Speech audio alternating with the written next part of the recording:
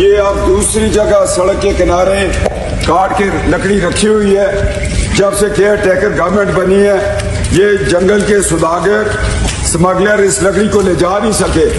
और ये है इलाई की हसीन वैली का जंगल, जिसकी तबाही पीटीआई की हुकूमत ने की। और मैं आज पूछता हूँ पीटीआई वालों से, प्रिंस नवाज से, परवेज खटक साहब से कि ये आपकी हुकूमतों में ये हमारी 100 साल की उम्र पाने वाले बिहार के दरख्त काट के तो किस बेदरगी से काटे हुए और सड़क पे बुझा दिए और अब ये स्मगलिंग करेंगे, मगर ये अब नहीं कर पाएंगे। इनका एहतसाब होगा इसलिए कि इमरान खान ने अरबों रुपए खजाने के जाया किए। कहा मैं सुनामी लगा रहा हूँ और सुनामी के बाद ये तबाही आप देख रहे हैं। ये दूसरा फेज मुझे रास्ते में नजर आया है। इसी तरह ये जंगल कटे हुए हैं, वैलियों में पड़े हुए हैं।